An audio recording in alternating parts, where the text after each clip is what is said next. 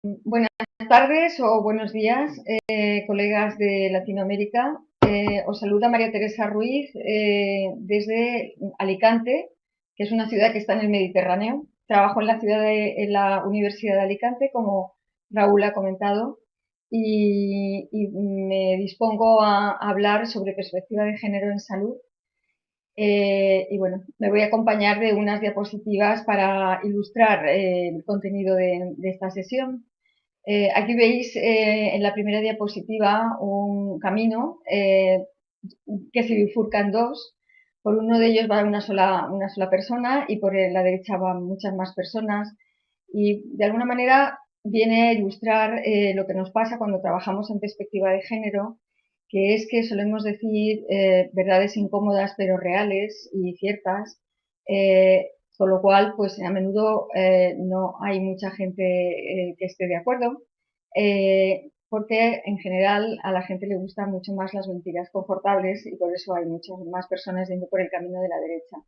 Pienso que esto está cambiando en los últimos tiempos, pero no obstante soy consciente que en ocasiones pues quienes trabajamos, como supongo que vosotros, en cuestiones de desigualdades en salud, encontramos algo más de dificultades y en ocasiones nos encontramos más solos.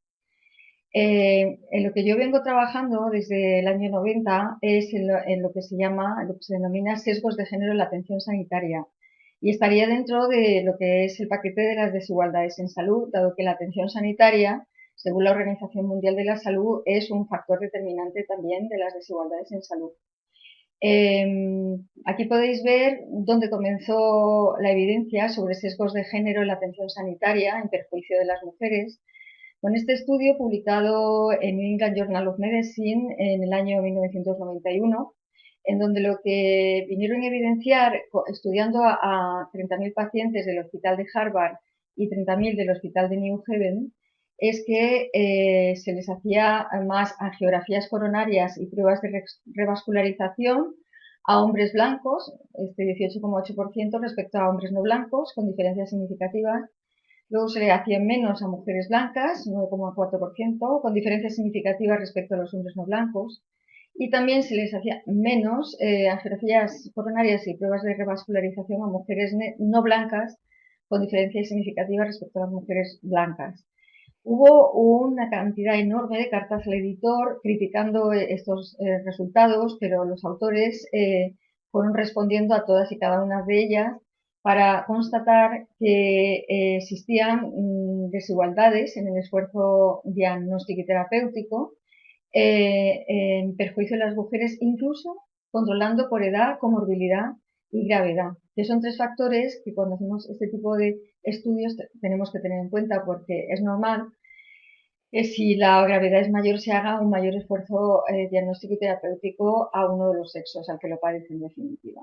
Bueno, en aquellos entonces yo pensé que esto era una cuestión de falta de conocimiento, pero han pasado los años y siguen existiendo los mismos sesgos de género en el esfuerzo diagnóstico y terapéutico en perjuicio de las mujeres. Entonces, se comenzó haciendo este tipo de estudios en los problemas cardíacos, en concreto el infarto, y hoy por hoy sigue habiendo evidencia de estos mismos sesgos de género. Como es un tema que preocupa y del que ha habido mucha evidencia científica, hará como unos 10-12 años se publica una página web de la Universidad de Stanford, donde, que es en este momento muy exitosa, que se llama Gender Innovations, en donde a través de estudios de casos muestran la, la contribución de la perspectiva de género a las mejores prácticas profesionales, a la mejora de la eficiencia y a la equidad. Aquí tenemos, por ejemplo, tenemos un dibujo de la propia página web en donde lo que se viene a comentar es que es verdad que los hombres mayores, que los hombres y las mujeres mayores ancianas se producen estenosis, pero también se producen estrecheces en las mujeres jóvenes, porque parte del problema es que se tiene la idea de que los problemas cardiovasculares son más frecuentes en los hombres cuando realmente es la primera causa de muerte también en mujeres.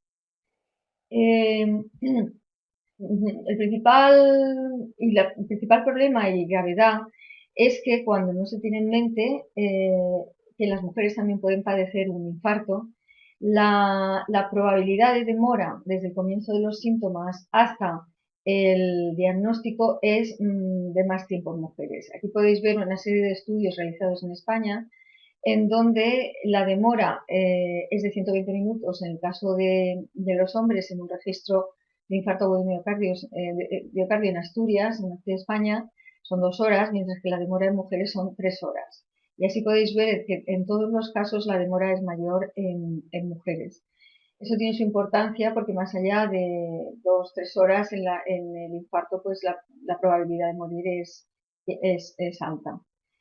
Eh, mm, Estamos hablando de ese conocimiento que empezó a evidenciarse a principios de los años 90 y estas son las fechas. Aquí tenéis un estudio recién publicado en la revista Nature Communications este año, en donde desde el sistema de salud danés, la Universidad de Copenhague ha hecho un estudio siguiendo a 7 millones de hombres y mujeres ingresados en los hospitales y atendidos en el Sistema Nacional de Salud a lo largo de 21 años y muestran a través de Big Data, estas técnicas nuevas de manejo de datos, una cantidad enorme de datos, que en 700 mujeres hay un mayor retraso diagnóstico en ellas respecto a ellos. Y solamente en el caso de la osteoporosis hay un mayor retraso diagnóstico en hombres que en mujeres. La conclusión la veis aquí, es que el Sistema Nacional de Salud danés tiene que tener en cuenta dentro de sus estrategias nacionales la incorporación de la perspectiva de género y ser consciente de que los signos y síntomas en las patologías, las enfermedades, no siempre son los mismos en hombres y mujeres. De hecho, el problema del infarto, que yo creo que mucha gente ya a estas alturas lo conoce, es que en los hombres es el de libro, de dolor precordial con irradiación al brazo izquierdo, mientras que las mujeres es muy inespecífico en muchas ocasiones. Y por otra parte, si se sospecha, se hace un electrocardiograma y hay un signo clínico objetivo, es que sube un segmento, una onda que se llama segmento ST en los hombres con infarto. Pero en las mujeres no siempre sube esta onda, con lo cual ni signos ni síntomas son similares. Así que los médicos, cuando acuden los pacientes y las pacientes, tienen que tener en cuenta esta diferencia en los signos y síntomas, que no solo ocurren en el infarto, sino que también pueden ocurrir en otras patologías. Hay una conclusión así que a mí me hizo gracia, y es que ya no vale el modelo de talla única, donde el gol estándar, el patrón oro, es como cursa el infarto en los hombres. En el año 1993, precisamente fruto del artículo anterior y de todo el debate, Bernardine Healy, que era la directora del NIH de Estados Unidos, cardióloga, publicó un pequeño artículo también en England Journal of Medicine titulado El síndrome de Gentle y hacía alusión a esta vieja película donde Barbara Streisand, era una mujer judía que para poder acceder a leer los textos sagrados en la sinagoga, pues no podía porque era mujer, pero se reviste, se corta el pelo y se viste con hábitos de hombre y de esa manera puede entrar en la sinagoga. Y Bernardine Healy, parafraseando este rol, lo que viene a decir es que va a ser necesario que las mujeres nos revistamos, ante el infarto, nos revistamos con los mismos signos y síntomas que los hombres para poder acceder a los hospitales, a ser atendidas. En aquellos entonces se hicieron estudios sobre la tasa de letalidad hospitalaria por sexo en el caso del infarto y es mayor en mujeres que en hombres, precisamente porque se las atiende más tarde y ya entran más graves. Bueno, cuando hablamos precisamente sobre sesgos de género, nos lo enfocamos por la vía de las patologías, pero también es muy relevante precisamente saber por qué no se detecta el problema, por ejemplo, del infarto. Y aquí tenemos una frase de una colega de Sonora, perdón, que hizo su tesis doctoral sobre el infarto en mujeres de México. Y esto es un ejemplo de un estudio cualitativo donde precisamente se ve esta idea de que no siempre cursa de la misma manera. Fijaros, dice, yo les digo que yo no sentí, yo nunca sentí dolor, yo no lo registré. Yo decía, me tengo que sentar, porque sentía como que iba a azotar, decía yo. No, no, es que aquí yo creo, me empecé a sentir como desguanzada solamente. Una hora después, ya nomás dije, ¿sabes qué, mijito? Que chequé la presión. La médica intensivista me decía, ¿dónde te duele? O sea, a la fuerza quería que me doliera, pues. ¿Dónde te duele? Es que no me duele nada. Y tenía un infarto. Aquí es una demostración de que el infarto no siempre duele en las mujeres. Y hace no tanto, en el 16 se publicó otro caso muy similar, donde el médico, aquí lo tengo traducido, decía, un médico me miró y sintió que estaba con que no creía que fuera el corazón, creía que era el estómago, por lo que dijo que debería irme a casa y alegrarme que no fuera nada más grave, pero fue porque era un infarto. Es decir, cómo se confunden las patologías, en concreto el infarto, con otras enfermedades. Bueno, nosotros tenemos teorías para poder argumentar por qué pasa esto, que son muy útiles. Normalmente refiero a una autora nórdica, noruega, que se llama Kirsti Malterud, que es médica de familia, y ella utiliza para explicar lo que está ocurriendo corrientes teóricas postmodernas, como puede ser la semiótica y en concreto la semiótica médica, entendiendo que el signo y el síntoma eh, son qué es lo que hace qué es lo que estudia la semiótica, en este caso el signo y síntoma clínico, pues de alguna manera puede ser interpretado de diferentes maneras, el mismo signo síntoma, y en concreto tiene estudios cualitativos entrevistando a pacientes hombres y mujeres y a médicos y médicas, y evidencia cómo ante un mismo síntoma, por ejemplo el dolor, es peor interpretado en el caso de las mujeres. También utiliza el análisis narrativo, entendiendo que la historia clínica es una historia que alguien cuenta, que alguien escucha y que queda registrada en concreto en la historia clínica. Y viene a decir que pueden ser iguales las historias, es decir, la contada por el paciente o la paciente y la contada y la registrada por los médicos, pero puede variar y que en cualquier caso tan valiosa es la historia registrada por los médicos como la contada por los pacientes, que esto hay que tenerlo en cuenta.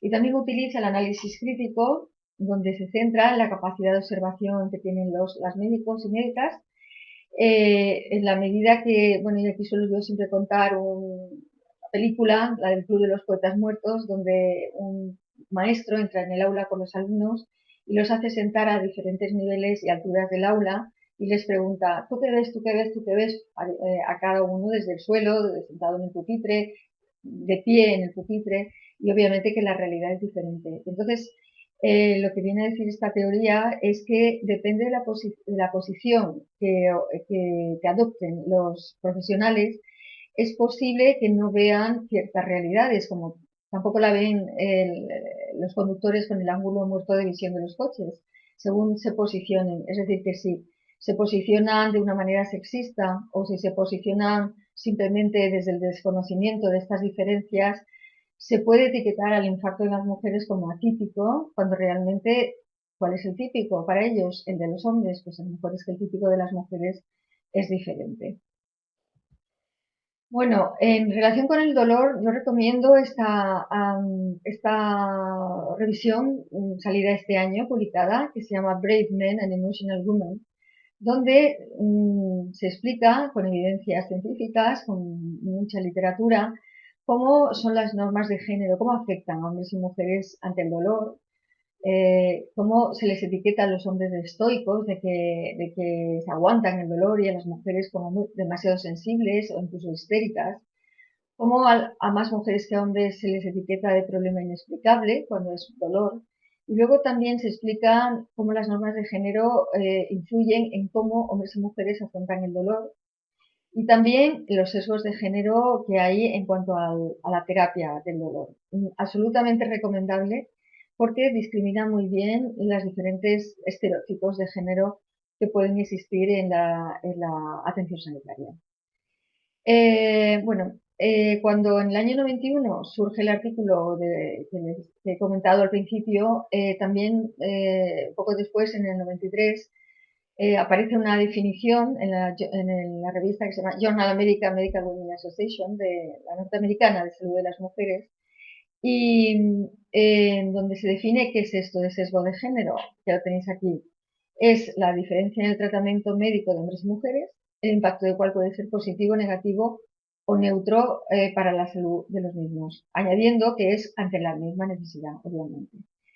Es una definición que no se moja mucho, muy neutra, pienso que es útil y yo lo que le hago es una crítica. Y es que es una definición muy centrada en la responsabilidad del médico o la médica, es decir, en la práctica profesional ya. Cuando de hecho el origen de que sea una mala práctica profesional entendemos que no es una voluntad, sino que es un aprendizaje a lo largo de la carrera de lo que se llama la socialización de valores, normas y estereotipos de género. Y tampoco aquí está el origen del problema, sino que el origen está en una generación de conocimiento sesgada, ¿vale? Y esto nosotros es en lo que trabajamos, de hecho, para evidenciar los sesgos de género que se vienen produciendo. ¿Cuándo o cómo se pueden producir estos sesgos de género? Tipos de sesgos de género. Hay dos, o lo hemos clasificado así. Por una parte, cuando nos hacen iguales a hombres y mujeres, y es incorrecto porque no somos iguales, ni en la exposición a factores de riesgo, ni en la respuesta a esa exposición, ni en los síntomas precoces ni tardíos de las enfermedades, ni en la respuesta a los tratamientos, ni en los resultados y pronósticos, o cuando nos hacen diferentes y no somos tan diferentes. En este caso, cuando nos hacen diferentes, meteríamos todo lo que tiene que ver con la idea de cómo las mujeres tenemos más problemas, somatizamos más problemas de índole psicológica, o todo lo que tiene que ver con la influencia de lo reproductivo. De hecho, en épocas precedentes de la historia, yo creo que sabéis, ¿no?, que el término histeria viene de hístero, de útero en griego, y es que los anatomistas de la época, del siglo XVII y por ahí, dibujaban una especie de ligamentos que unían el útero al cerebro y decían, el útero influye en el cerebro y este en el resto del organismo. Así que cuando tenían un problema de hígado, extirpaban el útero. Cuando tenían un problema de páncreas, extirpaban el útero. Es decir, era el hísteros, ¿no?, que es el útero el que estaba influyendo en el resto del organismo. Bueno, también pueden existir sesgos de género en un solo sexo, tanto si somos mujeres como patologías de un solo sexo, como hombres. Más actual es este ejemplo de cómo somos diferentes hombres y mujeres en los pronósticos. Aquí tenéis un artículo publicado en el año 2015 en la revista que se llama Proceeding National Academic of Science, en donde con tecnologías de imagen avanzadas fotografían, esto es una cortapega del artículo, fotografían cómo son las conexiones interneuronales en el cerebro de los hombres, es como es dentro de un mismo hemisferio, y sin embargo en las mujeres es interhemisférico, ¿vale? Entonces, cuando, por ejemplo, hay un traumatismo craneoencefálico o hay un ictus, por ejemplo, que afecta al núcleo del habla de los hombres que lo tienen en el lóbulo izquierdo, la probabilidad de perder el habla existe. Mientras que si afecta al mismo núcleo del habla de las mujeres, la probabilidad de perderla es mucho menor porque también tenemos núcleos del habla en el lóbulo derecho. No somos iguales en la anatomía, no somos iguales en la fisiología con esta variabilidad hormonal, no somos iguales tampoco en la patología. Bueno, si os habéis dado cuenta, estamos hablando más de diferencias por sexo que de género de momento, aunque precisamente el primer sesgo de género es no aportar la información desagregada por sexo, vaya por delante. Pensando en una enfermedad que afecta solamente o sea, en un tema de mujeres, como es el riesgo de la terapia hormonal sustitutiva, aquí tenéis una especie de cronograma muy simplificado de un artículo que se publicó en el Journal Epidemiology and Community Health con casi 40 autores, liderado por Nancy Krieger, que es catedrática de salud pública de Harvard. Yo lo he hecho muy simplificado para que veáis cómo desde el año 39 y 40 ya se sabía la asociación entre las hormonas y el cáncer mamario. Veis cómo se publicó un artículo en American Journal of Cancer y otro en JAMA. Hubieron muchos artículos ya de la época, de tal manera que hubieron las primeras dudas sobre la seguridad de la terapia hormonal sustitutiva que se administraba en la menopausia, pero era tal el éxito comercial que se vendía como ahora mismo se pueden vender las pastillas, vitaminas, por ejemplo.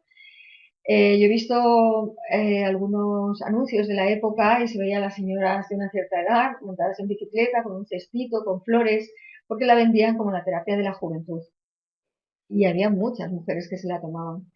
Siguen habiendo con posterioridad muchos más artículos publicados y aquí traigo uno de ellos. En el año 75, New England Journal of Medicine publica la asociación entre estrógenos y cáncer endometrial. Y con el paso del tiempo, como era cada vez más evidente, las empresas farmacéuticas deciden que bueno, el problema son los estrógenos, pero que la terapia combinada evitaba este problema de cáncer. Sin embargo, como dices, es bastante conocido que en el año 2002 la Women Health Initiative, si hay que queréis estar puestas al día, entrar en su página web, la de la Women Health Initiative, que la verdad que hay bastante información sobre salud de las mujeres. Pues bien, publican en JAMA un artículo sobre la asociación entre cáncer y enfermedad coronaria y la terapia hormonal sustitutiva combinada. El cáncer, que producía cáncer ya se sabía, pero no aspectos ligados al infarto inicialmente. Ellos lo que piden, la empresa farmacéutica, es que demuestren que previenen los problemas cardiovasculares. Y al año, siguieron como a 29.000 mujeres y al año tuvieron que cerrar el estudio por razones éticas porque aumentaba no solo la probabilidad de cáncer en quienes lo tomaban, sino también la probabilidad de cardiovasculares. Enseguida cayó la venta de este tipo de fármacos en el ámbito anglosajón. En España tardó un poco más, porque entonces teníamos un presidente de la Sociedad Española de Ginecología y Obstetricia muy dado a la prescripción de fármacos y publicó un artículo y un editorial en la revista española, la revista que se llama Medicina Clínica de Barcelona, en donde decía que las españolas éramos diferentes en todo esto del ciclo vital, una cosa que no se acaba de entender, y que en todo caso dependía de la persona individualmente, de la mujer, el tomar o no tomar terapia hormonal sustitutiva, cuando realmente una mujer no lo toma si no se la prescriben. Pero bueno, con posterioridad la Agencia Española del Medicamento sí que ha hecho unas recomendaciones de que tomen algún tipo de otro remedio alternativo para este tema de los síntomas vasomotores, porque en la relación riesgo-beneficio, obviamente, la terapia hormonal sustitutiva tiene mucho más riesgo que otro tipo de tratamientos. Este es un caso muy actual pues yo diría, de sesgos de género. En el año 2015 se intenta comercializar lo que han venido a llamar la Viagra femenina. Bueno, empezó a sospecharse o hubieron varias notas apuntando que había unas reacciones cruzadas con el alcohol de este fármaco.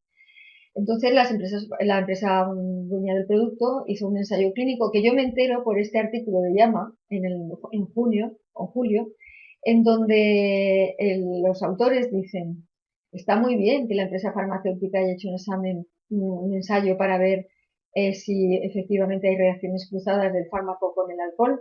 Lo que no se entiende es que se hayan estudiado 27 sujetos, donde 25 son hombres y 2 mujeres, en un fármaco que va a ser administrado en las mujeres.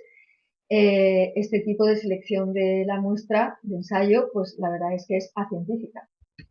Sin embargo, la diferente vara de medir la tenemos con este ejemplo, en donde en el año 2016 yo me entero por una noticia de prensa que se va a comercializar un anticonceptivo masculino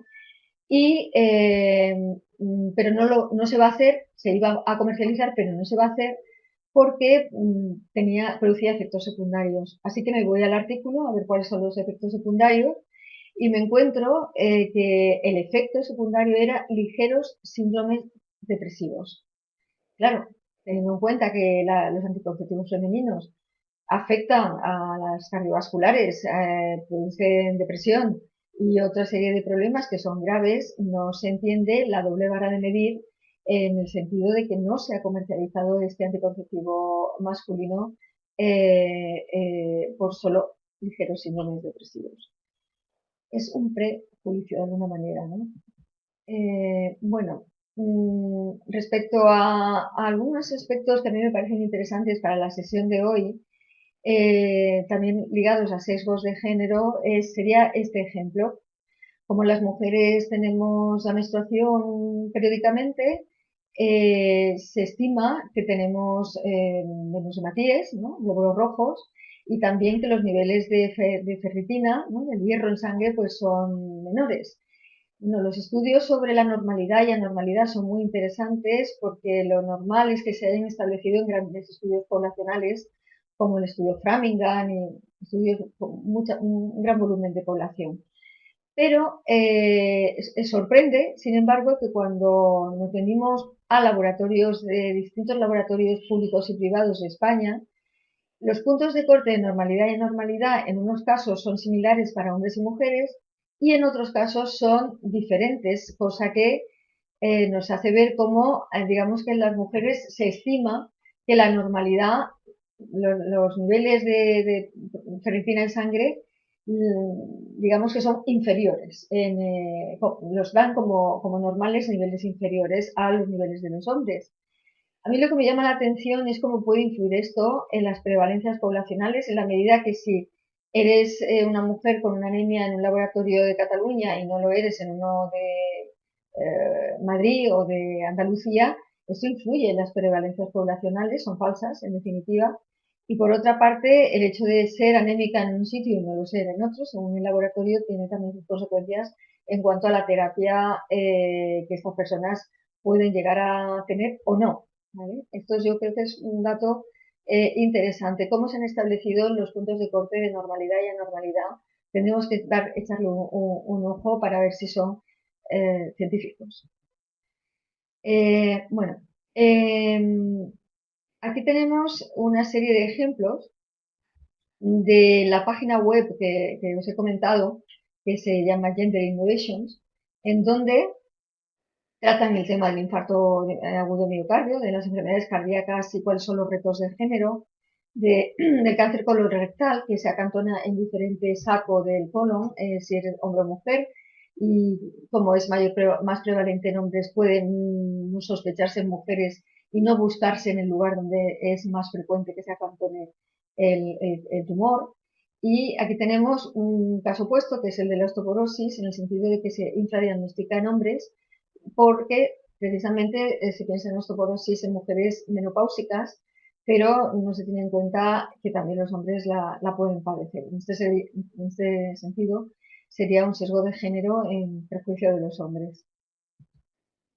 Ya, este es el caso del cáncer de colon y entonces vemos cómo en las mujeres, en los hombres, perdón, por lo visto se acantona con más frecuencia en el lado izquierdo y en las mujeres en el lado derecho. Y hay que tenerlo en mente para buscarlo en ambos lados, si no se puede producir un sesgo de género en el diagnóstico. ¿Dónde estamos en este momento en cuanto a conocimiento sobre los sesgos de género en la atención sanitaria? Bueno, este esquema nos puede servir para explicarlo. Aquí tenemos a los pacientes y las pacientes con sus características biológicas, la edad, la comorbilidad, la naturaleza y gravedad de los síntomas y duración, sus rasgos, su condición socioeconómica y también aspectos culturales como veis aquí pues la percepción del dolor, si es diferente en hombres y mujeres, cómo se expresa en hombres y mujeres, la valoración que pueden hacer de la gravedad de manera diferente en hombres y mujeres y acude al médico o a la médica y allí el médico, digamos que la atiende con un conocimiento que puede estar sesgado y interpreta y valora de alguna manera los síntomas que está teniendo. Se le enciende la bombillita, ¿no? Es decir, hay como una sospecha diagnóstica de lo que puede tener en función de las quejas y también una valoración de la gravedad y se pone en marcha. En definitiva, el esfuerzo diagnóstico se hace a base de la anamnesis o historia clínica, que se llama la exploración física y pruebas complementarias. Pues bien, hasta ahora la mayoría de los estudios que se han hecho sobre sesgos de género es en patologías que se diagnostican a través de una prueba complementaria, como la de revascularización que hemos comentado. Lo que hacen es ver si se les ha hecho la prueba o no se les ha hecho la prueba. Pero la mayoría de las patologías no se diagnostican con pruebas complementarias, sino con el examen físico y con la historia clínica, donde la subjetividad de los médicos y las médicas puede ser mayor que con la prueba objetiva. Así que queda mucho por hacer en relación con muchas patologías que son diagnosticadas sin tener en cuenta una prueba complementaria. Cuando ya se hace un diagnóstico o no, y si se tiene que seguir estudiando, pues el segundo paso, digamos, importante a estudiar desde la perspectiva de género es el esfuerzo terapéutico, que puede ser que deriven a centros hospitalarios de mayor cualificación, como son los hospitales más a hombres que mujeres, cosa que pasa, que el tratamiento, que no solo tiene que ser con medicamentos, sino, por ejemplo, de rehabilitación, se haga un mayor esfuerzo rehabilitador en un sexo que en otro.